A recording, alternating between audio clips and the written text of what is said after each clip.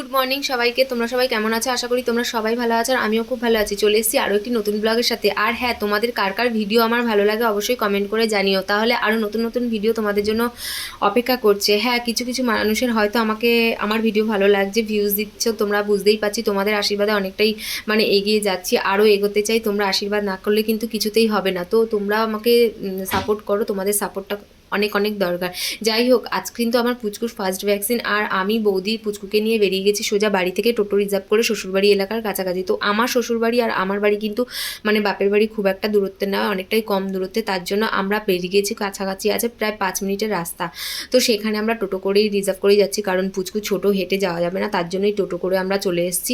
আর হ্যাঁ, আমার জানো তো, আমাদের বাপের বাড়ির পিছনে হেলথ সেন্টার আছে, ওখানেই কিন্তু আমার পুচকুর ভ্যাকসিনটা নেওয়া হয়ে যেত, কিন্তু একটা সমস্যার জন্য কার্ড করা নিয়ে। কার্ডটা হচ্ছে আমার বাপের বাড়ি, কার্ডের কোনো সমস্যা নেই, কার্ডটা আমার বাপের বাড়ি করতে গিয়েছিলাম, কিন্তু বাপের বাড়ি থেকে করতে দেওয়া হয়নি, যে কার্ড নাকি শ্বশুরবাড়ি থেকেই করতে হবে।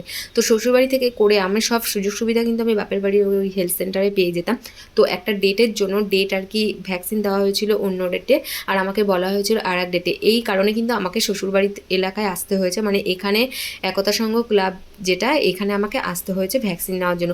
আর জানো তো, এই ফার্স্ট ভ্যাকসিনটা যেহেতু আমি এখান থেকে নিয়েছি, শ্বশুরবাড়ি এলাকার এখান থেকে নিতে এসেছি, তো আমাকে প্রত্যেকটা ভ্যাকসিনই কিন্তু আমাকে শ্বশুরবাড়ি এলাকা দিয়েই নিতে হবে, যার জন্য এই সমস্যাটা হয়েছে। না হলে আমায় এত দূর আসতে হতো না। দূর দূর বলছি ঠিকই, যাই হোক, আমাকে রেডি হয়ে এখানে পুচকুকে রেডি করে নিয়ে তারপরে এরকমভাবে আসা একটা হেনস্থা, যেহেতু আমার বাপের বাড়ি একদম পিছনেই হেলথ সেন্টার। হয়তো তোমাদের একদিন দেখাবো হেলথ সেন্টারটা কতটা কাছে, পুরো বাড়ির কাছে, এক পা এগিয়েই আর কি হেলথ সেন্টার। তো সেখানে যদি দিতে পারতাম অনেক সুবিধা হতো, কিন্তু তা না, আমাকে এখানেই আসতে হবে। এটাই হচ্ছে খুব কষ্টের বিষয়, আমাদের রেডি হয়ে এখানেই আসতে হবে। যাই হোক, এখন পুচকুকে নিয়ে কিন্তু বসে গেছে, আর আমরা অনেকক্ষণ বসেছিলাম, প্রচুর ভিড় ছিল, অনেক কাজ জমা পড়ে গেছিলো। তারপরে আমি বৌদি বসেছিলাম, তারপরে বসার জায়গা পেয়েছি আর কি। প্রথমে বসার জায়গা পাইনি, তারপরে বসার জায়গা পেয়েছি। যাই হোক, এখন বৌদিকে ডেকে নিয়ে গেল, আমি বৌদিকে বলেছি তুমি বাচ্চা নিয়ে যাবে, আমি কিন্তু দাঁড়িয়ে থাকবো, আমি ভিডিও করব। ভিডিও না করলেও আমি যেতাম না, কারণ হচ্ছে আমি প্রচণ্ড ভয় পাই জানো, তার প্রচুর কেঁদে দিই। এতটুকু বাচ্চা ইঞ্জেকশন খাবে, টিটেনাস খাবে, ওটা দেখা আমার পক্ষে সম্ভব নয়। আমার চোখ দিয়ে জল বেরিয়ে গিয়েছিল। আর পাশে দিদিরা বলছিল কি, তুমি তো এখনই কেঁদে দিচ্ছ, যখন টিটেনাসটা দেওয়া হবে তখন কি করবে? তো দেখতেই পারছো, সবে তেল খাওয়াচ্ছে, তেল খাওয়ানোতে এত কান্নাকাটি করছে, সবাই কিন্তু ওর দিকে তাকিয়ে হাসছে যে এখনই তেল খাওয়াতে এত কান্না, তারপরে কি করবে যখন টিটেনাস দেওয়া হবে। আর জানো তো, 3টে টিটেনাস, আগে নাকি একটা করে দিত, এখন 3টে করে দিতে হবে, একটা হাতে, 2টো পায়ে, আর হচ্ছে 2টো তেল। তো 2টো তেল এখন খাইয়ে দিল, আর 3টে কিন্তু টিটেনাস দেওয়া হবে। ভাবো তোমরা কি কষ্ট পাবে এই বাচ্চাগুলো। হ্যাঁ, এত ছোট্ট ছোট্ট শিশু বাচ্চা, তারা যদি 3টে টিটেনাস খায়, আমরাই কিন্তু একটা টিটেনাস দিলে আমরাই ভয় পেয়ে যাই। যাই হোক, ও তো তেল খাওয়াতে প্রচুর কান্নাকাটি করছে, লাফালাফি করছে, সাইকেল চালিয়েই যাচ্ছে, পা দিয়ে প্রচণ্ড পরিমাণে সাইকেল চালায়। ও বাড়িতেও তাই করে, সবসময় পা কচলাতে থাকে, প্রচুর রাগ হবে হয়তো। তোকে ভ্যাকসিন দেওয়ার পর নাকি ওর পাটা ডলতে হবে, মালিশ করতে হবে। কেউ বলছে মালিশ করতে হবে, কেউ বলছে বরফে সেক দিতে, কেউ বলছে থার্মোপপ জেল দিতে। তো এগুলো দিলে নাকি কমে যায়। তো থার্মোপপ জেলটা আমি কিনে নিয়েছি, দেখা যাক ওটাই দেবো। আর তোমরা বলো, তোমরা বলে দিও আর কি, কে কোনটা ইউজ করো।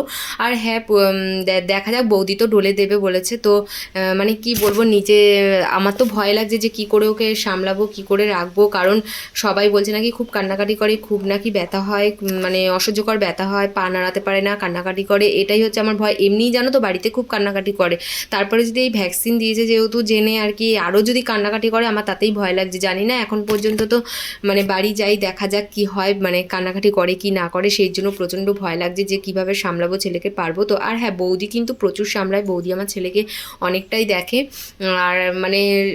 আর বৌদির কাছে প্রায় অনেক সময় থাকে, ও বৌদির কাছেই ঠান্ডা হয়, এত কান্নাকাটি করে। আমাদের কাছে কিন্তু ঠান্ডা হয় না, জানি না কি আছে, আমাদের কাছে ঠান্ডা হয় না, বৌদির কাছে গেলেই, বৌদির কোলে গেলে চুপ হয়ে যায়। যাই হোক, চলো, এখন তো ভ্যাকসিন দিচ্ছে, দেখতেই পাচ্ছ, টিটেনাস দিচ্ছে আর কি। তো কি কান্নাকাটি করছে, এত কষ্ট লাগছে, তোমাদের কান্নাটা শুনতে শোনাতে পারছি না, কারণ কান্না শোনালে কপিরাইট দিয়ে দেয় যদি, তার জন্য। যাই হোক, মা কিন্তু আমার আসামে ছিল, তোমাদেরকে বলেছিলাম, মা আসাম থেকে এসছে 18ই মার্চ, 19শে মার্চ এসছে। আর আমার পুচকুকে ভ্যাকসিন দিতে নিয়ে এসেছি হচ্ছে 21শে মার্চ। তার জন্য মায়ের সাথে এত কাছাকাছি এসেছি, মায়ের সাথে দেখা করার জন্য মনটা খুব ছটপট করছিল, তার জন্য চলে এলাম মাকে নিয়ে এই মার সাথে দেখা করতে।